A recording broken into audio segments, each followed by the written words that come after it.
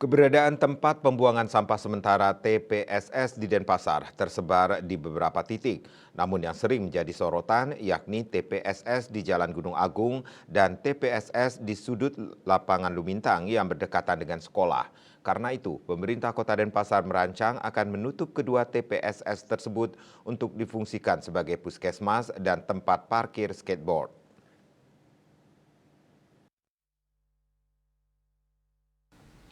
Wali Kota Denpasar Igyan Jayanegara mengaku telah komit untuk memberdayakan TPS 3R. Saat ini ada 17 TPS 3R yang sudah diberikan mesin hybrid untuk pencacah sampah. Dengan demikian volume sampah akan berkurang. Jayanegara menambahkan sebenarnya Jalan Gunung Agung bukan diperuntukkan sebagai TPSS. Namun karena di wilayah Kelurahan Sumerte kewalahan untuk penanganan volume sampah, maka sementara dibawa ke Jalan Gunung Agung. TPSS tersebut akan disulap jadi puskesmas ramah ibu dan anak. Sekarang sudah mulai lelang, pihaknya pun ingin agar secara perlahan Denpasar menjadi semakin bersih. Apalagi di depan TPSS itu sekolah. Sementara itu, TPS yang ada di selatan lapangan Lumintang akan ditutup jadi tempat parkir anak-anak yang bermain skateboard di skatepark Lumintang.